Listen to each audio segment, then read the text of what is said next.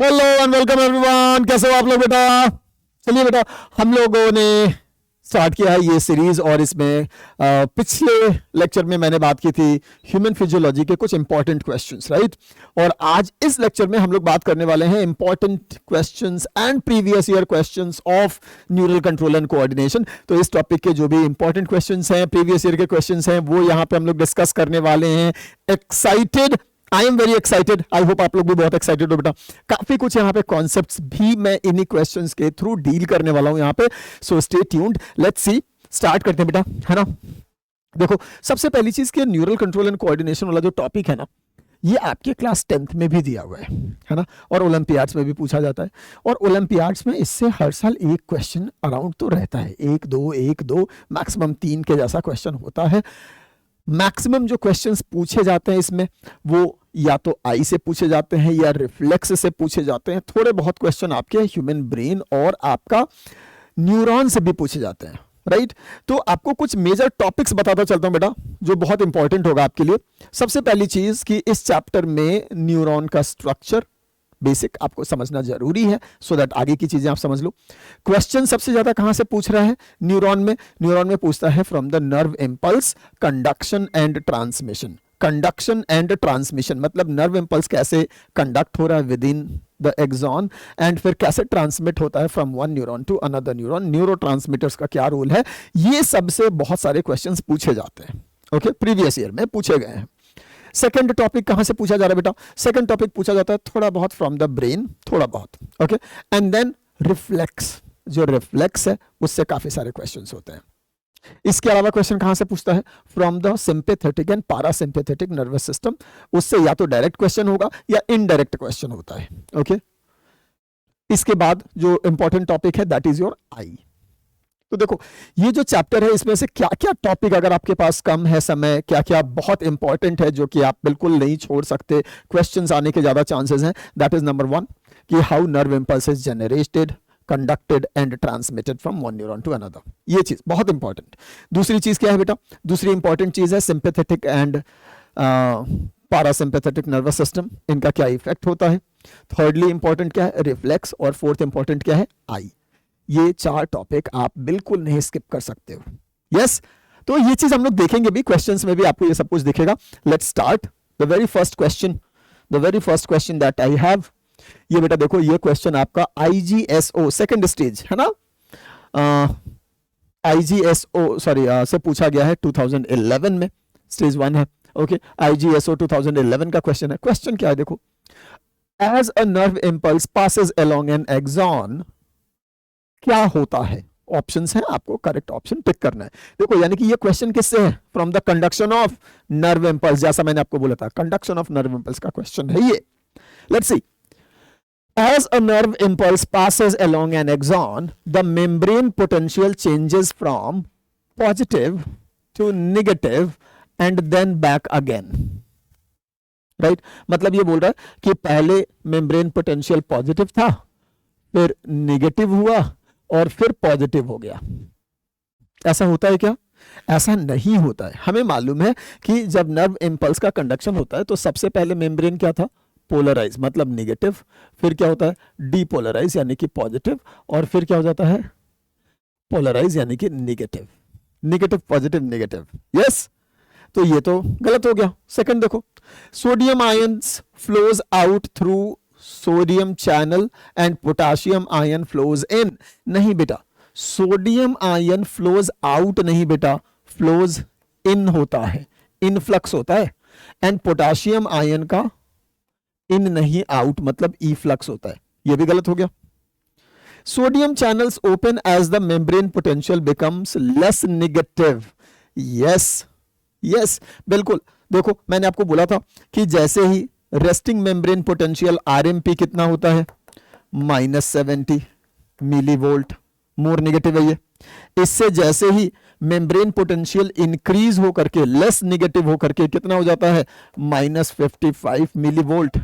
तो इसकी वजह से voltage gated sodium channel open हो जाते हैं बेटा, और इसकी वजह से क्या होता है? Rapid influx of sodium. Rapid influx of sodium, sodium क्या है? Plus charge. तो प्लस चार्ज आने की वजह से जो अंदर का चार्ज -55 है, ये इससे इंक्रीज होके कितना हो जाता है बेटा, +35 मिली वोल्ट, जिसको हम बोलते हैं डीपोलराइज्ड स्टेट, और डीपोलराइजेशन इज नर्व इंपल्स। बात समझ में आ रही बेटा?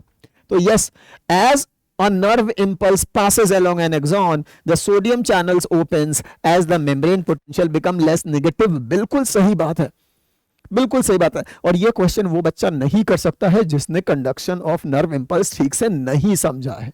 जिस भी बच्चे ने मैकेनिज्म ढंग से पढ़ा बेटा, वो बहुत आराम से, उसके लिए ये question is as easy as a cake, नहीं एज अ पाई।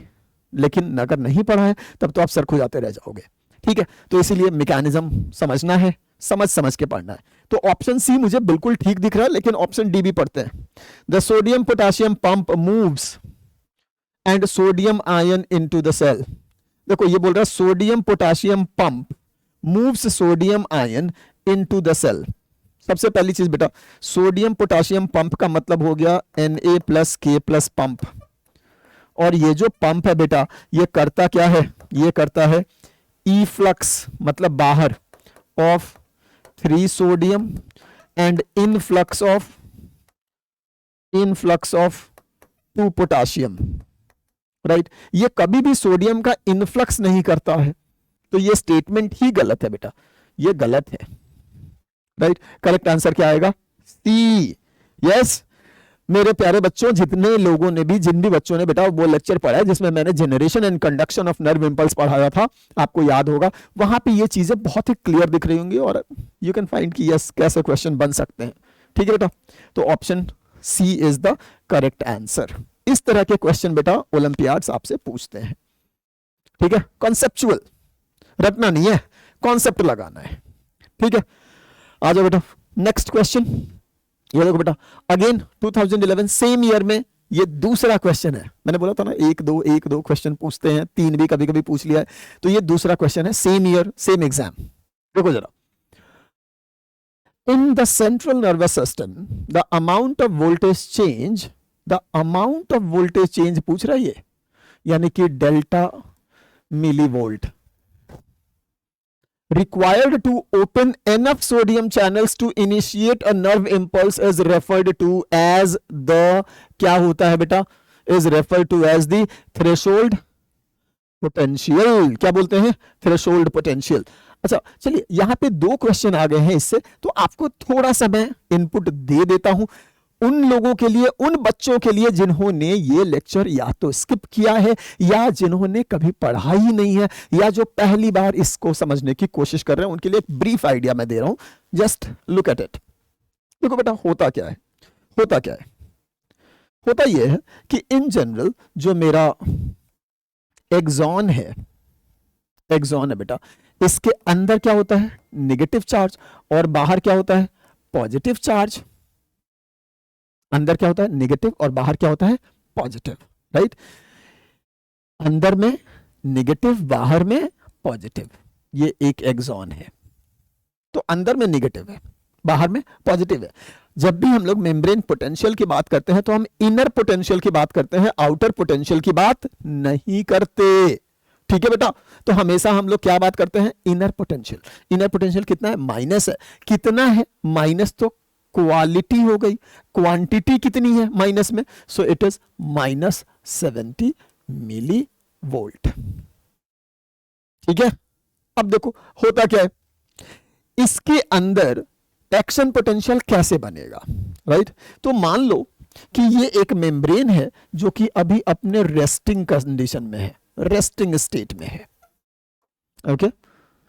अंदर माइनस, बाहर प्लस, अंदर में माइनस का क्वांटिटी कितना है? -70 मिलीवोल्ट। पोटेंशियल कितना हो गया? -70 मिलीवोल्ट। इसी को हम लोग बोलते हैं RMP, resting membrane potential, okay? Yes, चलो बेटा, अब ये जो स्टेट है देखो जरा सा, अंदर में माइनस, बाहर में प्लस, यानी कि मेम्ब्रेन में 2 पोल्स दिख रहे हैं, अंदर में माइनस पोल और बाहर में प्लस पोल। इसीलिए इस कंडीशन को हम क्या बोलते हैं? Polarized state. ये क्या है बेटा? पोलराइज्ड स्टेट, यानी कि resting state is polarized state. बहुत बढ़िया। और इस समय मेरी आरएमपी यानी कि रेस्टिंग मेम्ब्रेन पोटेंशियल की वैल्यू कितनी है, अराउंड -70 मिली वोल्ट। अब देखो इन दिस कंडीशन अगर एक सुटेबल स्टिमुलस आ जाए, सुटेबल स्टिमुलस आ जाए तो क्या होगा, ध्यान से देखिए बेटा। एक सुटेबल स्टिमुलस आ रहा है, this is a stimulus, right, and if, देखो बेटा लिख रहा हूं, if this stimulus is strong enough to to increase the membrane potential, हाँ जी, to increase the membrane potential, मतलब इनर मेम्ब्रेन पोटेंशियल, हमेशा इनर की बात करते हैं, पोटेंशियल आई +15 millivolt, around +15 millivolt. तो क्या होगा बेटा, क्या होगा, अब समझो, अंदर का जो पोटेंशियल -70 था, रेस्टिंग मेम्ब्रेन पोटेंशियल कितना था, -70, अब इसमें स्टिमुलस ने क्या कर दिया, +15, तो अब ओवरऑल मेम्ब्रेन पोटेंशियल मेरा कितना हो जाएगा, अब नया मेम्ब्रेन पोटेंशियल विल बी कितना हो गया बेटा, -55 मिली वोल्ट। बात समझ में आ रहा है, जोड़ दिया हमने, ठीक है जी। अगर -55 मिली वोल्ट हुआ तो बेटा याद रखो, आपको मैंने पढ़ाया था कि -55 मिली वोल्ट या इससे ज्यादा पे मेरा voltage gated sodium channel open हो जाता है, this will lead to opening of voltage gated sodium channel, ठीक है बेटा, चैनल्स, ठीक है। और जैसे ही voltage gated sodium channel open होंगे बहुत सारे सफिशिएंट अमाउंट में, तो इसकी वजह से क्या होगा बेटा, रैपिड इनफ्लक्स ऑफ सोडियम, यानी कि बाहर से अब बहुत ज्यादा सोडियम अंदर आएगा। देखो यहां पे मैं बना देता हूं बेटा, दिस वाज माय मेम्ब्रेन, ठीक है, इधर क्या था, अंदर में माइनस, बाहर में प्लस, लेकिन यहां पे एक स्टिमुलस आके इसको स्ट्राइक किया, स्टिमुलस, ठीक है, और ये स्टिमुलस इतना स्ट्रांग है कि वो मेम्ब्रेन पोटेंशियल को +15 मिली वोल्ट से इंक्रीज कर रहा है, राइट, यानी कि मेम्ब्रेन पोटेंशियल क्या हो गया है, less negative, now it is less negative. बात समझ में आ रही है। ऐसा होते ही यहां के वोल्टेज गेटेड सोडियम चैनल जो थे वो ओपन हो गए, तो बाहर से सोडियम अंदर आने लगा, सोडियम के साथ क्या है, प्लस चार्ज, तो अंदर में अब जो माइनस चार्ज है उसमें प्लस चार्ज ऐड होने लगा, तो -55 से चार्ज और कम होगा, -60, -50, -40, 30, -10, 0, उसके बाद भी सोडियम आता रहेगा, +10, +20 होता हुआ ये चार्ज बढ़ के कितना हो जाएगा अंदर में, +35। तो अंदर में क्या हो जाएगा बेटा, प्लस, अंदर में क्या हो गया, प्लस, और बाहर में क्या हो गया, माइनस। अंदर में कितना प्लस हो गया बेटा, +35 millivolt, round about average value है ये जो आपका स्टेट है इसको हम बोलते हैं डीपोलराइजेशन, इसी को हम क्या बोलते हैं, डीपोलराइजेशन, या दिस इलेक्ट्रिकल डिस्टर्बेंस, जो उल्टा इलेक्ट्रिसिटी का फ्लो हो रहा है यहाँ पे, फ्लो नहीं, जो उल्टा पोलैरिटी हुई है, पहले क्या था, अंदर माइनस बाहर प्लस, अब उल्टा हो गया, अंदर प्लस बाहर minus, this reversed polarity is called depolarised state, या इसी को हम बोलते हैं नर्व इंपल्स, या इसी को बोलते हैं एक्शन पोटेंशियल। बात समझ में आ रहा है, ठीक है जी। ये एक्शन पोटेंशियल कब बना, कब बना, जब मुझे एक ऐसा स्टिमुलस मिला which can increase the membrane potential by around +15 millivolt और मोर, ठीक है बेटा। अगर मान लो कोई ऐसा स्टिमुलस होता जो सिर्फ +5 मिली वोल्ट करता, तो उस केस में मेरा मेम्ब्रेन पोटेंशियल कितना होता, -65, तो मेरा voltage gated sodium channel open नहीं होता और एक्शन पोटेंशियल या डीपोलराइजेशन नहीं होता। समझ में आ रहा है, बात समझ में आ रही है बेटा, यस। इसीलिए हम लोग बोलते हैं कि अगर एक्शन पोटेंशियल या नर्व इम्पल्स बनाना है, इनिशिएट करना है, तो उसके लिए हमें एक ऐसा स्टिमुलस चाहिए जो कि मेम्ब्रेन पोटेंशियल को +15 मिलीवोल्ट से इंक्रीज करे, and such stimulus is called threshold stimulus. इसको हम क्या बोलते हैं? थ्रेशोल्ड स्टिमुलस बेटा, ठीक है। यानी कि इतना, कम से कम इतना स्ट्रॉन्ग स्टिमुलस तो हमें चाहिए ही चाहिए। इससे ज्यादा स्ट्रॉन्ग हो चलेगा, तब क्या हो जाएगा? -55 की जगह -50 या -40। In that case also voltage gated sodium channel open हो जाएंगे और ये सारा काम होगा, ठीक है। तो the minimum stimulus, the minimum strength of stimulus that is required to generate a nerve impulse or action potential is called threshold potential, ठीक है बेटा। तो आंसर क्या है? Threshold potential. क्लियर हो गया? आई होप अब आपको ये चीज बिल्कुल क्रिस्टल क्लियर हो गई होगी। चलो बेटा, और पिछला क्वेश्चन जो है वो भी आप रिलेट कर पाए होंगे। नेक्स्ट क्वेश्चन की बात करते हैं। अच्छा, अभी भी जिन बच्चों को प्रीवियस कॉन्सेप्ट में, अभी फर्स्ट और सेकंड क्वेश्चन में जो डाउट है, अगर अभी भी आपको नहीं समझ में आ रहा, डाउट है बेटा, देन आई स्ट्रांगली रिकमेंड कि आप जाओ और NSCJS बैच में, जहां पे मैंने generation and conduction of nerve impulse पढ़ाया है, ट्रांसमिशन ऑफ नर्व इम्पल्स पढ़ाया है। I think there are 2 lectures on it. तो उन दोनों लेक्चर को आप प्लीज एक बार देख लो, रिवाइज कर लो, आपके ये कॉन्सेप्ट बिल्कुल रॉक सॉलिड हो जाएंगे, क्रिस्टल क्लियर हो जाएगा सब कुछ, और इस तरह के क्वेश्चन बिल्कुल ईजी एज अ पाई हो जाएगा आपके लिए, बहुत आसानी से सॉल्व कर लोगे, ठीक है। बहुत प्यार से एक एक आयन का फ्लो कर करके मैंने वहां पे पढ़ाया है, समझाया है, यानी कि मैंने द एंटायर मैकेनिज्म आपको वहां पे समझा रखा है। ओके, चलो बेटा नेक्स्ट क्वेश्चन की बात करते हैं। 2011 का ही तीसरा क्वेश्चन आ गया। ओ भाई, 2011 में तो न्यूरल कंट्रोल मतलब ऑन फायर था। चलो, the main reason for some neurons being myelinated is two.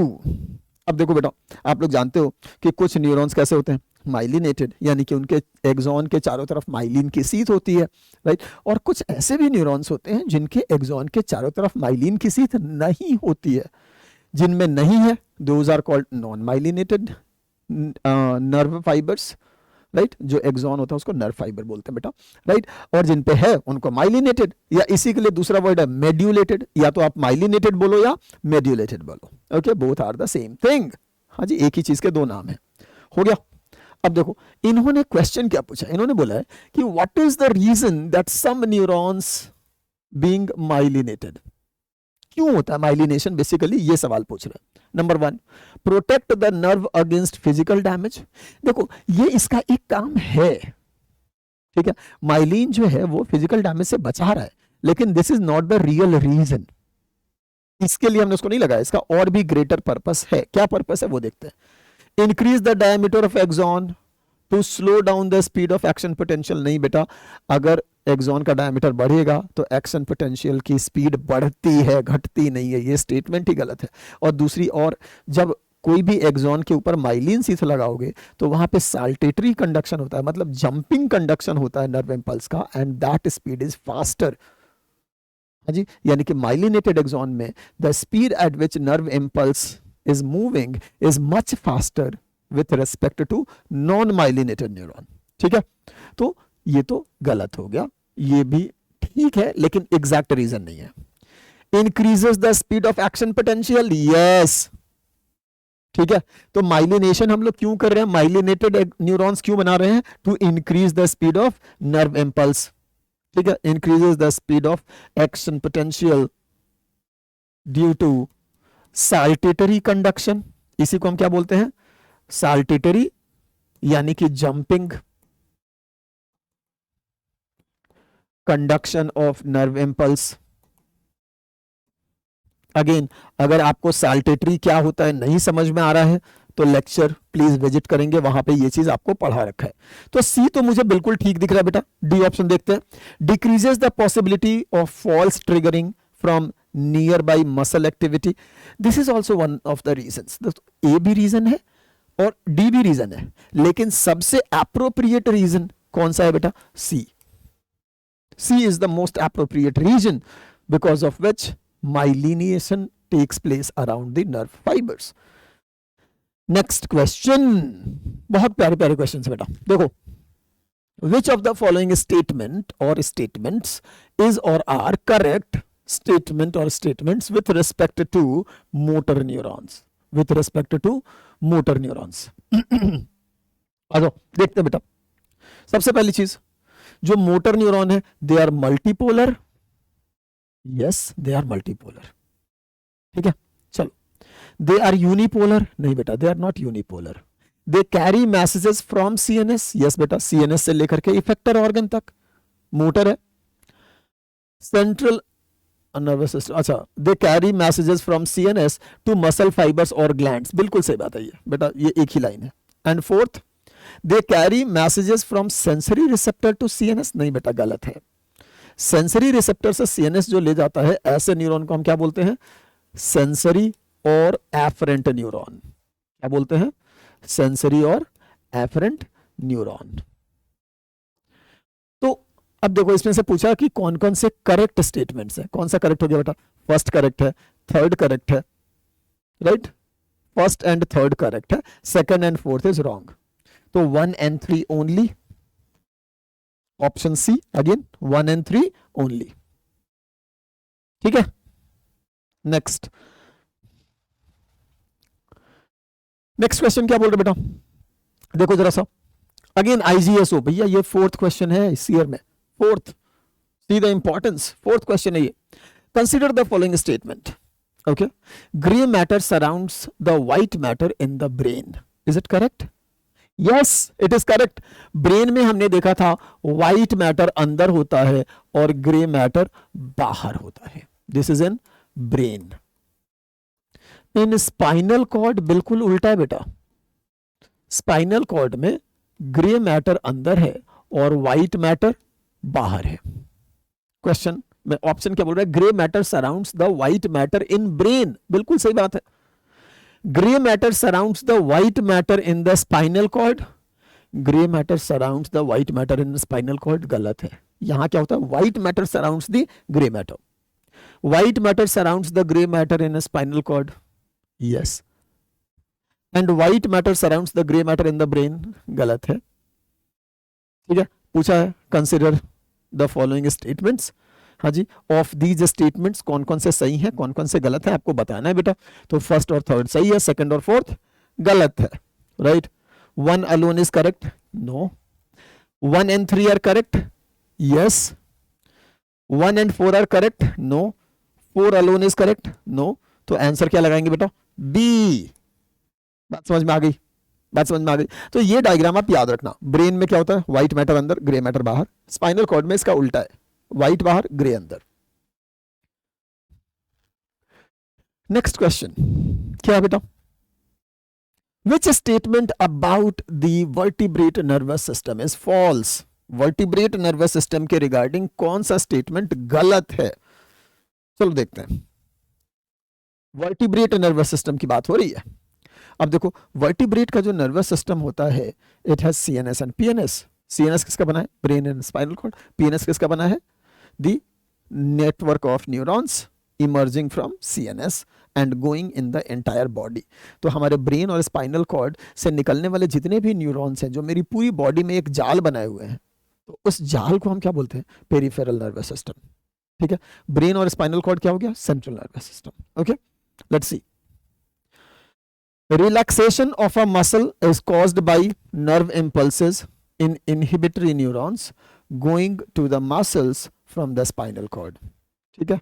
अब देखो ये क्वेश्चन में ये जो ऑप्शन है ये क्या कह रहा है? ये बोल रहा है कि relaxation of a muscle is caused by nerve impulses in inhibitory neurons going to the muscles from the spinal cord. नहीं बेटा ऐसा नहीं होता. दूसरा ऑप्शन देखो. After completely severing the brain from the spinal cord, reflex withdrawal of the foot from a painful stimulus would still occur. Yes, ये होगा. ठीक है. कैसे होगा अभी थोड़ी देर में बात करता हूं. पहले ऑप्शंस देख लेते हैं फिर हम लोग बात करेंगे. ये बिल्कुल सही है. In a simple reflex, the sequence followed by information is sensory receptor, sensory neuron, interneuron, motor neuron, muscle cells. Yes. सही है, गलत नहीं है. सिंपलेस्ट नहीं है लेकिन सिंपल में चलेगा. द सिंपैथेटिक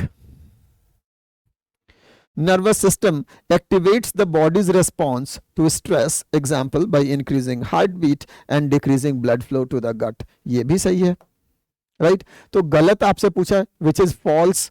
फॉल्स क्या बेटा? ए. ठीक है, तो आंसर क्या लगाएंगे बेटा? देख लीजिए, तो आंसर लगाएंगे ए. ए इज योर आंसर. अब ये क्या है, कैसे है, आपको समझा देता हूं. देखो बेटा, पूछ रहा है कि कौन सा फॉल्स स्टेटमेंट है, और पहला ऑप्शन लिखा है कि relaxation of muscle is caused by nerve impulse in inhibitory neurons. नहीं बेटा, मसल इन जनरल रिलैक्स ही रहते हैं. वो कॉन्ट्रैक्ट कब करेंगे? जब उनको एक हम सिग्नल देंगे, मोटर सिग्नल जब उनको मिलता है तब वो कॉन्ट्रैक्ट करते हैं. जब मोटर सिग्नल नहीं मिलेगा तो बाय डिफॉल्ट वो क्या करेंगे? रिलैक्स स्टेट में रहेंगे. रिलैक्स करने के लिए उनको इनहिबिटरी न्यूरॉन से सिग्नल भेजने की जरूरत नहीं होती है. बात समझ में आ रही है? बात समझ में आ रही है? ये कुछ ऐसा ही बेटा कि जब तक मम्मी पापा बोलते नहीं बेटा पढ़ो पढ़ो पढ़ो, तब तक तुम पढ़ते नहीं हो. बाय डिफॉल्ट तुम खेलना चाहते हो, तुम पढ़ना नहीं चाहते. समझ में आ रहा है? पढ़ने के लिए हमें आपको सिग्नल देना है, आपको बोलना है पढ़ बेटा, ठीक है?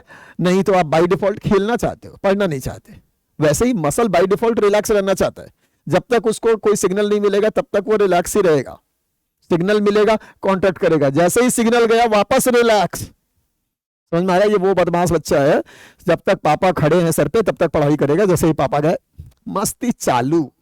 नहीं, बात समझ में आ रही है? तो मसल का कुछ ऐसा ही होता है, जबकि यहां पे ऑप्शन कुछ उल्टा लिखा हुआ है. तो ए जो है it is incorrect statement. A is incorrect statement. ऐसा नहीं है कि मसल तो भैया काम करूंगा, मैं कर्मठ योद्धा हूं, काम करूंगा, जब तक मुझे सिग्नल ये ना दोगे कि काम मत करो तब तक मैं काम करता रहूंगा. ऐसा नहीं है, उल्टा है. रिलैक्स, जब तक तुम बोलोगे नहीं, सिग्नल जब तक दोगे तभी तक काम करूंगा, बाकी समय में रिलैक्स करूंगा. ठीक है, बात समझ में आ गई बेटा? तो A is wrong statement. A is wrong statement and this is your correct answer.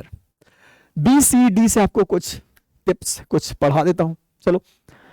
After completely severing the brain from the spinal cord, मतलब अगर मैं किसी का सर काट के हटा दूं, समझो, ठीक है, मतलब ब्रेन को कंप्लीटली कट करके हटा दिया स्पाइनल कॉर्ड से. Even after that reflex withdrawal of the foot from a painful stimulus would still occur. देखो ये जो रिफ्लेक्स लिखा ना, रिफ्लेक्स विथड्रॉल, ये बेसिकली में नी जर्क रिफ्लेक्स है. तो ब्रेन नहीं भी होगा तो भी नी जर्क रिफ्लेक्स होगा, क्योंकि नी जर्क रिफ्लेक्स में सिर्फ स्पाइनल कॉर्ड रोल में आता है, ब्रेन का कोई रोल है नहीं. तो ब्रेन नहीं भी रहेगा तो भी नी जर्क रिफ्लेक्स तो होगा ना. क्यों? क्योंकि ब्रेन का कोई रोल उसमें है ही नहीं, तो ये तो होगा. बिल्कुल सही बात है. नेक्स्ट ऑप्शन देखो, in a simple reflex. Simple reflex जो होता है उसमें मोस्टली क्या होता है, सेंसरी ऑर्गन से स्टिमुलस मिला, वो स्टिमुलस सेंसरी न्यूरॉन के पास गया, सेंसरी न्यूरॉन इसको लेकर के सीएनएस तक जाता है, यानी कि आइदर ब्रेन और स्पाइनल कॉर्ड, और वहाँ पे इंटर न्यूरॉन्स होते हैं. इंटर न्यूरॉन को गया, इंटर न्यूरॉन से मोटर न्यूरॉन को गया, मोटर न्यूरॉन से फिर सिग्नल कहाँ गया? मसल सेल, जो कि मूवमेंट कॉज करेगा और रिफ्लेक्स कंप्लीट होगा. ठीक है, तो ये भी करेक्ट है. Last option, the sympathetic nervous system, ये कब काम करता है? जब बॉडी को कोई स्ट्रेस हो, या बहुत प्लेजर हो, या बहुत फियर हो, या कोई बहुत दुख हो, तभी होता है. राइट? नॉर्मल कंडीशन में सिंपैथेटिक नर्वस सिस्टम काम नहीं करता. ठीक है, ये एक्सट्रीम प्लेजर, एक्सट्रीम सॉरो, या फिर बहुत ही स्ट्रेसफुल कंडीशन, वहां पे ही काम करता है. राइट? और जब ये सिंपैथेटिक नर्वस सिस्टम काम करता है तो मेरा हार्ट रेट बढ़ जाता है, ब्रीदिंग रेट बढ़ जाता है, ब्लड प्रेशर बढ़ जाता है. ठीक है, करेक्ट है ये. This is also correct. Incorrect is A. Next question आ जाओ बेटा. नेक्स्ट क्वेश्चन क्या है? The glial cells that forms the blood brain barrier. ओ भाई, 5वां क्वेश्चन है 2011 में ये. Let's see. The glial cells that forms the blood brain barrier by lining brain capillaries are the. अब देखो ये चीज ना आपको रेक्टिफिकेशन वाला क्वेश्चन आ गया ये. ठीक है, कि कौन सा ग्लियल सेल है जो कि ब्लड ब्रेन बैरियर बनाता है? बेटा आपको पढ़ा रखा है 2000 एस्ट्रोसाइट्स. एस्ट्रोसाइट्स वो सेल्स हैं जो क्या बनाते हैं? Blood brain barrier. B B B. तो आंसर इज बी. ठीक है, अब देख लो, ओलिगोडेंड्रोसाइट्स ये क्या करते हैं? ये बेटा माइलिन का फॉर्मेशन करते हैं in CNS. Schwann cells myelin का फॉर्मेशन करते हैं इन पीएनएस, यानी कि peripheral nervous system. Ranvier cells नहीं, ऐसा कुछ काम नहीं है. तो चलिए next question. A new drug affects hippocampus of the brain adversely. अब देखो हाइपोथेटिकल क्वेश्चन है ये, ठीक है। एक नया हमने ड्रग बनाया, एक नई दवाई बनाई है, और ये जो दवाई है ये मेरे ब्रेन के अंदर जो हिप्पोकैम्पस है उसको एडवर्सली कर रही है। एडवर्सली का मतलब निगेटिवली, ठीक है। This new drug will most like cause, क्या कॉज करेगा बेटा? ये हिप्पोकैम्पस के काम को रोक देगा। हिप्पोकैम्पस का काम क्या है? शॉर्ट टर्म मेमोरी को लॉन्ग टर्म मेमोरी में कन्वर्ट करना। हिप्पोकैम्पस का काम क्या है? हिप्पोकैम्पस का काम क्या है? ये क्या करता है? शॉर्ट टर्म मेमोरी को किस में कन्वर्ट करता है बेटा? लॉन्ग टर्म मेमोरी, ठीक है। तो अगर ये ड्रग हिप्पोकैम्पस को एडवर्सली नेगेटिवली अफेक्ट कर रहा है तो ये ड्रग जो भी लोग लेंगे उनमें short term memory long term memory में कन्वर्ट नहीं होगी, राइट। तो वो गजनी बन जाएंगे। थोड़ी देर तक तो चीजें याद है, लंबे समय तक याद नहीं है, भूल गया। गजनी समझ में आ रहा है? जो ये दवाई खाएगा वो गजनी बन जाएगा। अब देखो क्या होगा? Loss of sight, loss of smell, inability to taste, inability to remember things, inability to remember things, option D है ना प्यारा। चलो आ जाओ नेक्स्ट क्वेश्चन की बात करें बेटा। In an accident the lower vertebral column of a person got crushed. Oh, this will result in, क्या होगा? तो कोई आदमी है जिसका हो सकता है कि एक्सीडेंट हुआ और वेस्ट रीजन में, कमर वाले रीजन में या पेट वाले रीजन में जो स्पाइनल कॉर्ड है वो डैमेज हो गया है, राइट। तो इससे क्या होगा? What will happen? क्योंकि वर्टिब्रल कॉलम अगर डैमेज हुआ है तो उसके अंदर जो स्पाइनल कॉर्ड है वो भी डैमेज हो जाएगा, ठीक है। तो उस केस में क्या होगा? Inability to write? नहीं बेटा। क्यों? राइटिंग के लिए तो हाथ ऊपर है ना, तो उसका सिग्नल तो upper parts of the spinal cord से जा रहा है, जो कि क्रश नहीं हुआ है। क्रश तो नीचे वाला पोर्शन हुआ है। तो वहां से जो भी पार्ट्स कनेक्टेड थे मेरे बॉडी के वो पैरालिसिस में चले जाएंगे। वहां से हमें कोई सिग्नल नहीं मिलेगा या वहां हम कोई सिग्नल भेज नहीं पाएंगे, ठीक है। तो जो हमारा लोअर बॉडी पार्ट है वहां से हमारा कोई सेंसेशन नहीं होगा। उस बॉडी पार्ट को हम मूव नहीं कर पाएंगे क्योंकि ना ही तो वहां से सिग्नल आ पा रहा है, ना ही वहां सिग्नल हम मोटर सिग्नल भेज पा रहे हैं। तो मेरे मसल्स को मोटर सिग्नल वहां तक नहीं पहुंचेगा तो वो मूव नहीं करेंगे, कॉन्ट्रैक्ट नहीं करेंगे, यानी कि lower body part will be completely in paralysis. ना वहां आपको पता चलेगा कि क्या हो रहा है, कोई छू रहा है, काट रहा है, पीट रहा है, जो भी कर रहा है, या फिर आप चाह के भी उस पैर को मूव नहीं कर पाओगे, ठीक है। पैर को मूव नहीं कर पाओगे। Lower body parts will be in paralysis, complete paralysis. Inability to stand and walk due to paralysis of lower body, yes, बात समझ में आ रही है? This is the correct answer. Inability to lift his arm, arm तो काम कर ही रहा है तो ये तो करेगा। Inability to rotate his head, वो तो नेक मसल्स की वजह से हो रहा है, तो आंसर क्या आएगा बेटा? बी, ठीक है। चलिए नेक्स्ट क्वेश्चन बेटा, next question. In an experiment, एक एक्सपेरिमेंट हुआ, okay. The hypothalamus of a rat is artificially cooled to 2 degree. ओ भाई बहुत प्यारा क्वेश्चन है बेटा, बहुत प्यारा। देखो जरा सा, below the normal body temperature which of the following would अकर। अब देखो एक एक्सपेरिमेंट में हमने हाइपोथैलेमस को आर्टिफिशियली 2 डिग्री ठंडा कर दिया। हाइपोथैलेमस के अंदर क्या होता है बेटा? देखो इधर जो हमारा हाइपोथैलेमस है,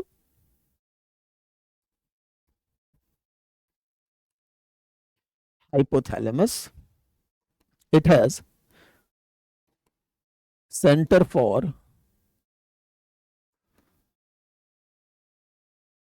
temperature control,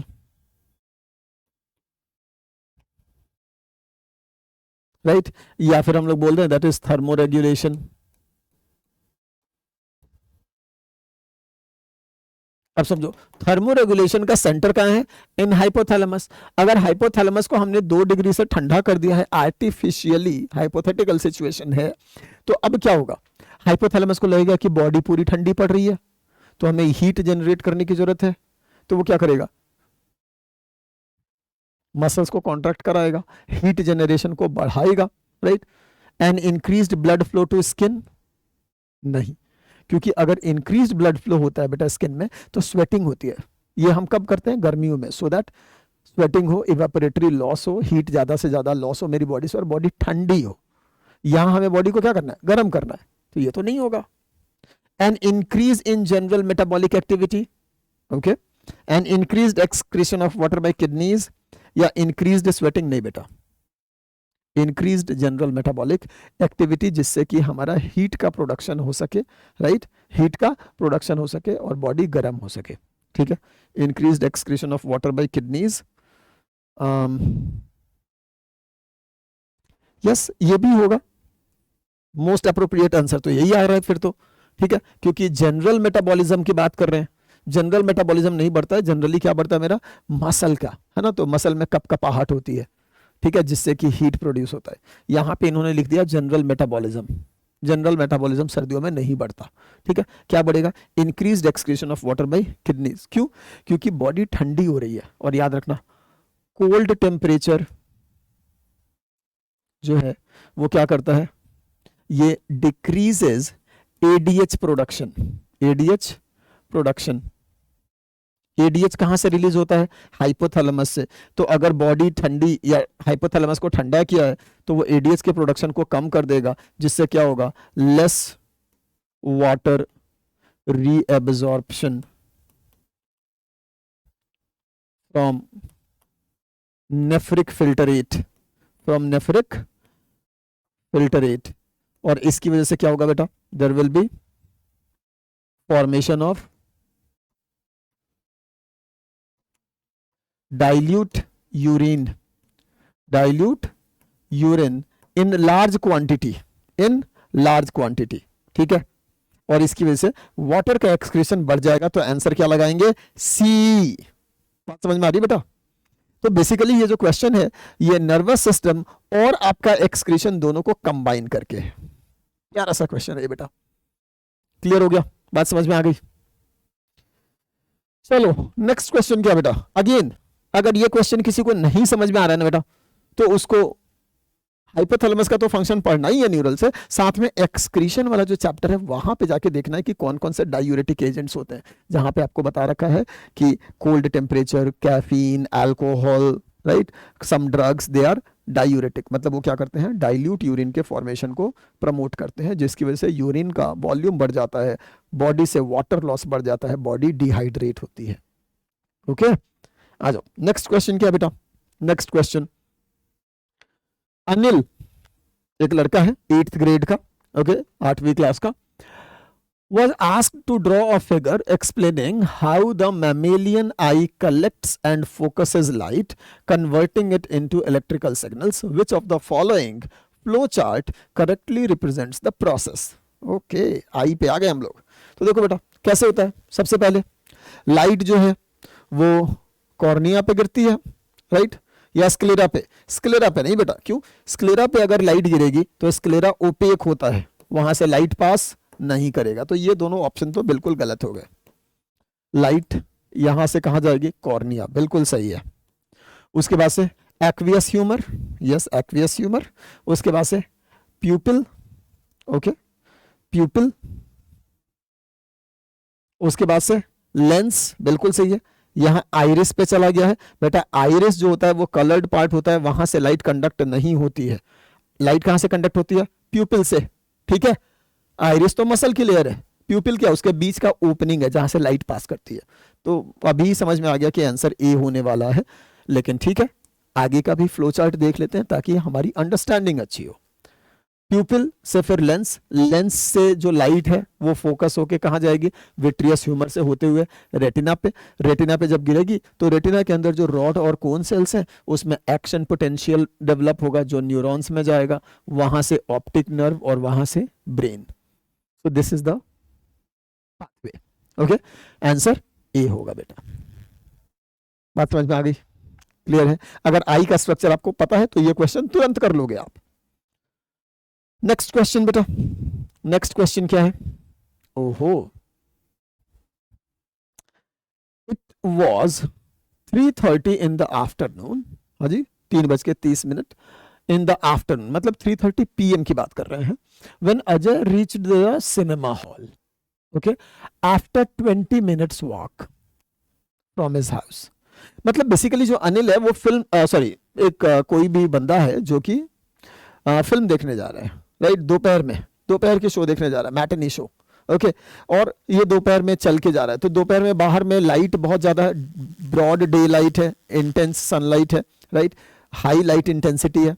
तो वहां पे हाई लाइट इंटेंसिटी में मेरे प्यूपिल क्या होते हैं, कंस्ट्रक्ट कर जाते हैं, राइट। इन डे लाइट आपका प्यूपिल क्या करेगा, कंस्ट्रक्ट, ठीक है।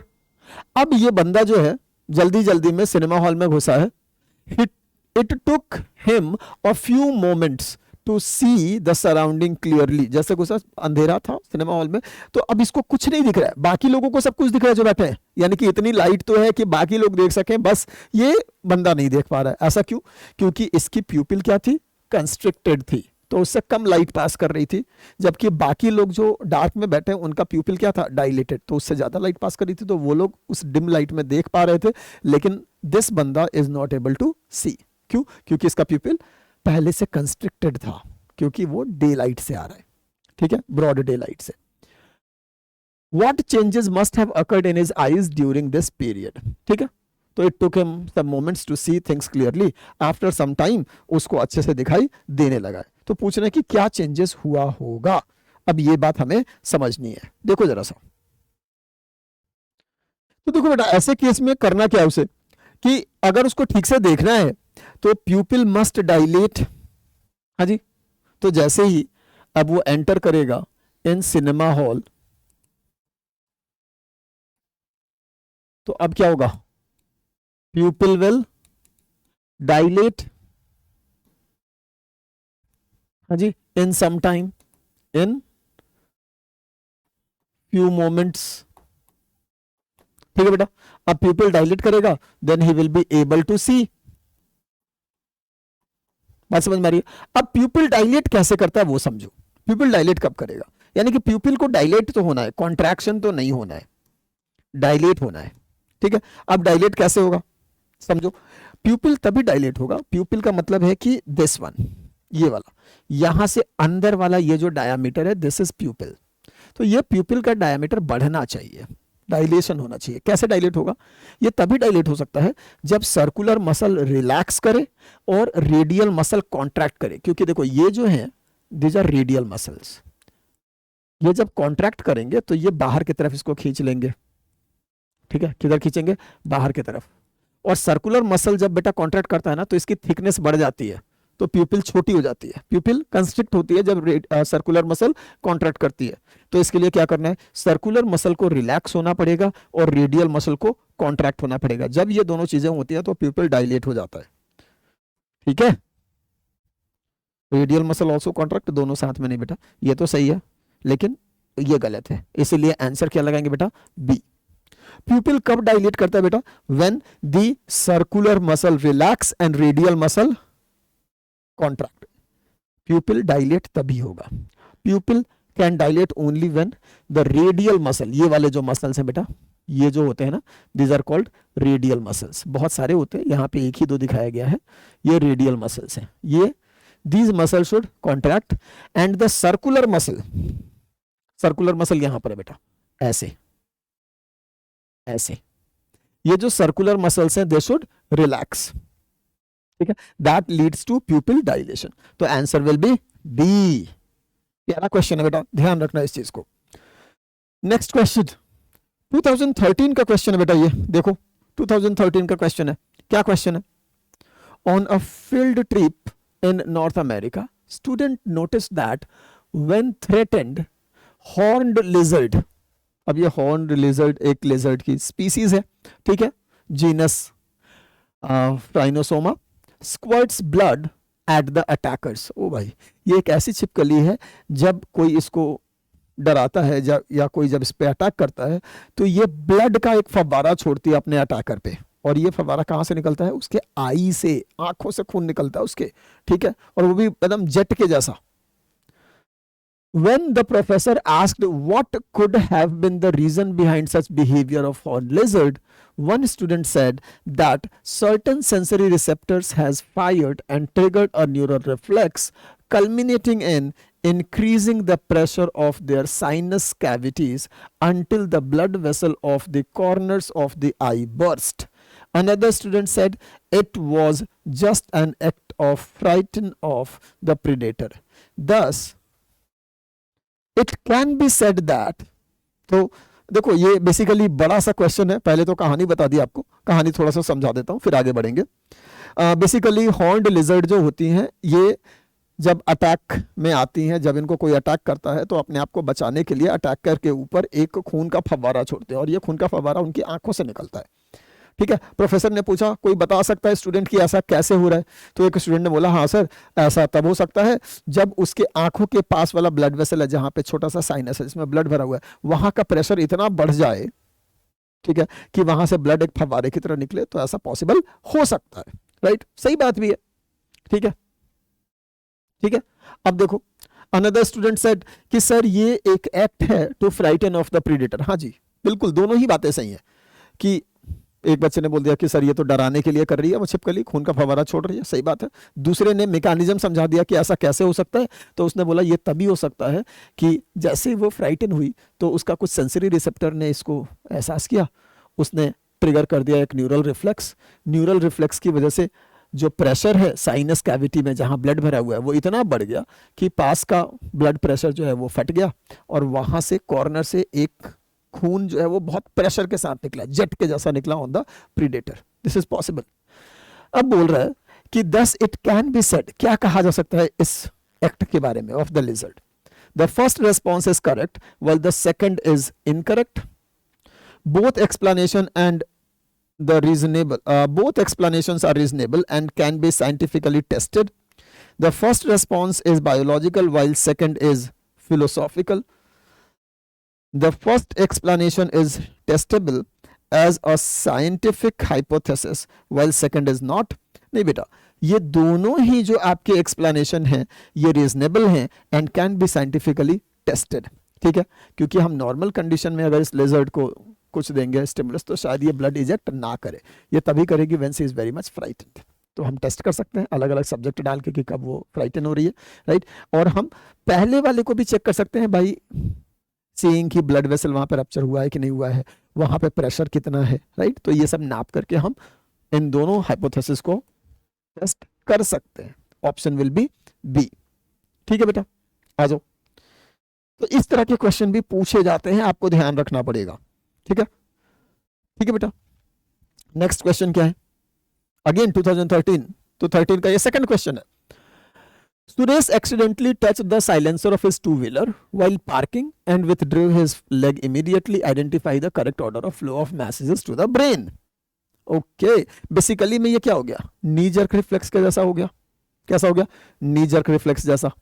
ठीक है, अब इसमें क्या हुआ होगा, देखो सबसे पहले जो रिसेप्टर है, रिसेप्टर उसने टेम्परेचर को सेंस किया होगा, उसने ये सिग्नल सेंसरी न्यूरॉन को भेजा होगा, वहां से ये मैसेज सीएनएस के पास गया होगा, सेंट्रल नर्वस सिस्टम, स्पेशली यहां पे स्पाइनल कॉर्ड, यहां पे क्या होगा स्पाइनल कॉर्ड।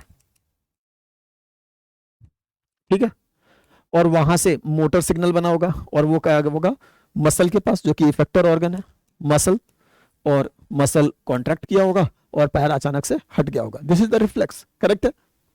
चलो, सबसे पहले सेंसरी न्यूरॉन और उसके बाद रिसेप्टर, ये तो गलत हो गया। पहले सीएनएस फिर effector, receptor and sensory organ, ये भी गलत हो गया। इफेक्टर पहले नहीं आएगा, पहले क्या आएगा रिसेप्टर। राइट, तो करेक्ट आंसर क्या आएगा ए। पहले स्किन में प्रेजेंट जो टेम्परेचर रिसेप्टर्स हैं उन्होंने हॉट टेम्परेचर को रिसीव किया होगा, और ये जो हॉट टेम्परेचर का सिग्नल है, स्टिमुलस है, इसको उसने कन्वर्ट किया होगा एक्शन पोटेंशियल में। एक्शन पोटेंशियल फिर गया होगा सेंसरी न्यूरॉन को या एफरेंट न्यूरॉन को, वहां से होता हुआ ये पहुंचा होगा स्पाइनल कॉर्ड। स्पाइनल कॉर्ड ने सोचा होगा कि तुरंत ही ये पैर को आगे जलने से बचाने के लिए हमें पैर हटाना है। पैर हटाने के लिए हमें एक पर्टिकुलर मसल को कॉन्ट्रैक्ट करना पड़ेगा, उसके लिए हमें मसल तक एक सिग्नल भेजना पड़ेगा, दैट इज मोटर सिग्नल। तो सीएनएस ने तुरंत एक मोटर सिग्नल बनाया जो मोटर न्यूरॉन से होता हुआ कहाँ पहुंचा मसल के पास, which is the effector organ. Muscle contract किया और पैर अचानक से हट गया, that is a reflex. Clear है, तो ऑप्शन ए क्लियर हो गया बेटा। देखो रिफ्लेक्स से कितने सारे क्वेश्चन आ रहे हैं। Which sequence best describes a simple reflex as such as the knee jerk reflex? अब यहाँ पे मेंशन कर दिया है नी जर्क रिफ्लेक्स, और आपको बेटा मैंने नी जर्क रिफ्लेक्स पढ़ाया है। नी जर्क रिफ्लेक्स में जो सबसे सिंपलेस्ट पाथवे है दैट इंक्लूड्स सेंसरी न्यूरॉन, उसके बाद से मोटर और फिर इफेक्टर सेल। नहीं, वहां पे इंटर न्यूरॉन नहीं था सबसे सिंपल वाले में। ठीक है, बात समझ में आ रही है? तो आंसर यहाँ पे क्या लगाएंगे? डी। क्या लगाएंगे? डी, नी जर्क रिफ्लेक्स। बेटा क्लास 11th बायोलॉजी जाके देखना, वहां पे ये डायग्राम बना हुआ है। तो जो सबसे सिंपलेस्ट पाथवे है नी जर्क रिफ्लेक्स का, उसमें आपका डोर्सल रूट पे सेंसरी न्यूरॉन आ रहा है और वो सीधा मोटर न्यूरॉन से कनेक्ट हो जाता है, सीधा मोटर न्यूरॉन से कनेक्ट हो जाता है, जो क्वाड्रिसेप्स मसल को कॉन्ट्रैक्ट करा देता है। ठीक है, यहाँ पे इंटर न्यूरॉन बीच में नहीं आता। जो दूसरा पाथवे है उसमें इंटर न्यूरॉन आता है, लेकिन सबसे सिंपलेस्ट में इंटर न्यूरॉन नहीं आता। इन्होंने पूछा है सिंपल, सिंपल रिफ्लेक्स। ठीक है, तो उसमें आंसर हम डी लगाएंगे। ठीक है, this is an example of मोनोसाइनेप्टिक reflex. पढ़ा रखा है बेटा आपको रिफ्लेक्स वाला, अगर आपको नहीं समझ में आ रहा है रिफ्लेक्स वाला वीडियो फिर से। ओके, नेक्स्ट क्वेश्चन, अगेन 2021 का क्वेश्चन है ये। तो देखो लगभग क्वेश्चन पूछे जा रहे हैं इस टॉपिक से, इंपॉर्टेंट टॉपिक है। क्या क्वेश्चन है बेटा? देखो क्वेश्चन है the autonomous nervous system. Autonomous nervous system मतलब हम किसकी बात कर रहे हैं? एएनएस। किसकी बात कर रहे हैं? एएनएस, ऑटोनोमस नर्वस सिस्टम, जिसको हमने शॉर्ट में क्या लिखा था बेटा? ANS. regulates involuntary functions of the body and can be subdivided into sympathetic and parasympathetic nervous system। बिल्कुल सही बात है। एएनएस को हमने दो पार्ट में डिवाइड किया, sympathetic and parasympathetic. Both of these systems control the same group of body functions, same लेकिन ऑपोजिट मैनर में, but opposite effects on the functions as they regulate. जैसे अगर सिंपैथेटिक नर्वस सिस्टम मेरे प्यूपिल को dilate करता है तो पैरासिम्पैथेटिक कंस्ट्रिक्ट करता है। ठीक है, अगर सिंपैथेटिक नर्वस सिस्टम मेरे सलाइवा प्रोडक्शन को रोकता है तो पैरासिम्पैथेटिक सलाइवा सिक्रीशन को बढ़ाता है। बात समझ में आ रही है? तो बिल्कुल उल्टा चल रहा है। सिंपैथेटिक अगर मेरे हार्ट रेट को बढ़ा रहा है तो पैरासिम्पैथेटिक हार्ट रेट को कम कर रहा है। तो दोनों सेम फंक्शन को कंट्रोल करते हैं लेकिन इन ऑपोजिट इफेक्ट, एक बढ़ा रहा है तो एक घटा रहा है, बिल्कुल उल्टा चलते हैं, एक दूसरे के एंटागोनिस्टिक होते हैं। आ जाओ, अब क्या बोल रहा है? The sympathetic nervous system prepares the body for intense physical activities like fight और flight response। इमरजेंसी कंडीशन में काम करता है, राइट? जैसे रास्ते में सांप देख लिया, इमरजेंसी सिचुएशन है, जान बचानी है, तो ऑटोनोमिक नर्वस सिस्टम का जो सिंपैथेटिक ब्रांच है वो मेरी बॉडी को इस जानलेवा सिचुएशंस में अपनी जान बचाने के लिए प्रिपेयर करता है। और जान बचाने के लिए दो चीजें मैं कर सकता हूं, या तो वहां से दुम दबा के भाग जाऊं, या फिर मैं सांप को मार दूं। तो या तो मैं सांप से फाइट करूं या भाग जाऊं। फाइट और फ्लाइट रिस्पॉन्स के लिए मेरा सिंपैथेटिक नर्वस सिस्टम मेरी बॉडी को प्रिपेयर करता है। ऐसे देखो, चाहे कुछ भी हो, फाइट हो या फ्लाइट हो, दोनों के लिए मेरे मसल्स को काम करना पड़ेगा। जब मसल्स काम करेंगे तो उनको ज्यादा ऑक्सीजन चाहिए, ज्यादा ऑक्सीजन चाहिए तो मेरा ब्रीदिंग रेट हाई होना चाहिए, मेरा हार्ट रेट हाई होना चाहिए, मेरा ब्लड प्रेशर हाई होना चाहिए। नहीं, मेरी बॉडी को ज्यादा अलर्ट होना चाहिए, मेरा प्यूपिल डायलेट होना चाहिए ताकि मैं अच्छे से देख सकूं।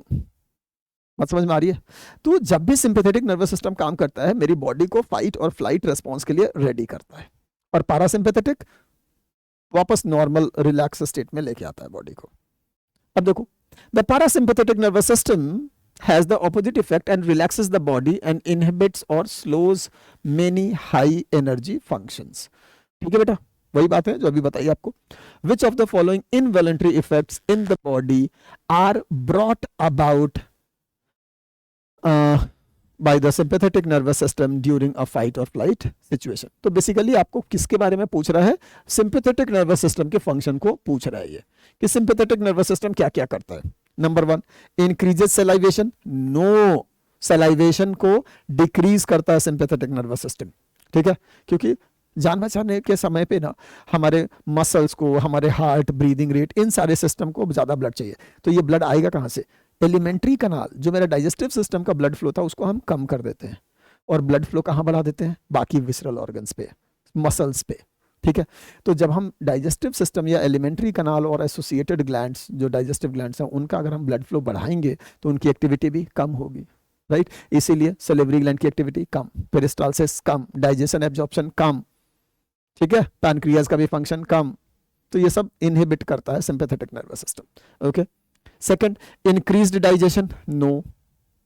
Loss of bowel and bladder control, okay, this can B.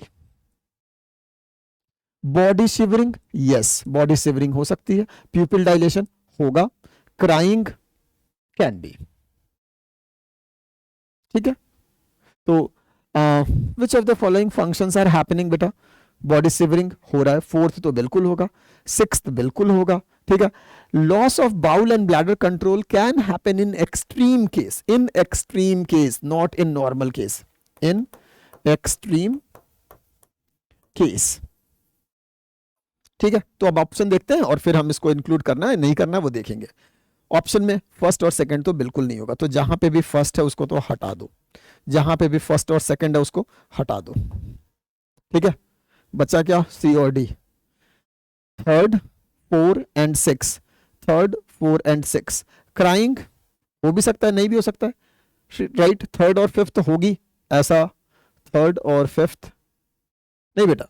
Answer most appropriate क्या लगाएंगे? सी, थर्ड 4 एंड 6। ठीक है, अगर ऑप्शन में 3 4 5 6 होता तो हम लोग उसको चूज करते, लेकिन ऑप्शन को देखते हुए आंसर क्या लगाएंगे? सी। क्लियर है बेटा? क्लियर है? यस। सो बेटा दीज आर योर क्वेश्चंस। देखो बेटा, एक और क्वेश्चन करते बेटा, टाइम हो गया है ना। एक और क्वेश्चन हम लोग करेंगे यहां पे। Lens, retina and cornea of vertebrate I R developed from. अब लेंस, रेटिना और कॉर्निया, ठीक है, ये सारे के सारे कहां से डेवलप हो रहे हैं? देखो, रेटिना जो है ना वो नर्वस टिश्यू है, और नर्वस टिश्यू कहां से होता है? एक्टोडर्म से। अगर बाकी चीजें आपको नहीं भी याद है तो इस क्वेश्चन से आपको एक बात तो समझ में आ रही है कि ये सब एक ही से ओरिजिनेट हो रहा होगा। लेंस की बात करें, रेटिना की बात करें और कॉर्निया की बात करें, ये सब एक्टोडर्म से होते हैं। Only ectoderm, only ectoderm. Answer 1 लगाएंगे। ठीक है बेटा, ये थोड़ा सा रट्टाफिकेशन वाला क्वेश्चन है, बट बाकी का क्वेश्चन बहुत कंसेप्चुअल है। प्रीवियस ईयर के जितने भी क्वेश्चन है बहुत कंसेप्चुअल है। मैं फिर से बता रहा हूं बेटा कि कौन कौन से आपको रेडी रखने हैं टॉपिक्स, स्पेशली इस चैप्टर से, राइट। तो बेटा याद रखना टॉपिक, मैं यहाँ पे लिख देता हूं आपके लिए बेटा, याद रखना। Nerve impulse conduction and transmission, बिल्कुल ये आप नहीं छोड़ सकते टॉपिक। ठीक है, इंपॉर्टेंट टॉपिक्स की बात करें हम लोग, most important topic of this chapter.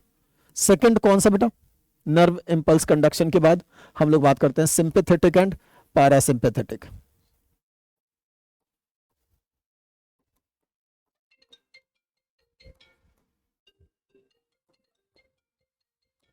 Parasympathetic nervous system, right. इसके अलावा थर्ड आप लोग का कौन सा बेटा? Reflex action. And fourth is your eye. बहुत इंपॉर्टेंट टॉपिक है, जिसमें से कि इन 3 टॉपिक्स को तो मैं सबसे इंपॉर्टेंट मानता हूं। वैसे तो चारों इंपॉर्टेंट है, but these are most important. With this thank you very much बेटा, है ना। ध्यान से पढ़ेंगे ये टॉपिक्स, बिल्कुल प्रिपेयर करना बेटा, क्योंकि क्वेश्चन आने की बहुत ज्यादा प्रोबेबिलिटी है। Yes, so do good, all the best, पढ़ते रहिए बेटा। And if you have any doubt you want to ask or you want any clarifications, please feel free to reach to us, है ना। We will be more than happy to help you with this. Thank you very much. Stay tuned and we will come again with some another topics. Most probably next we will come up with immune system or evolution. Okay, so we will keep rolling out such videos for you.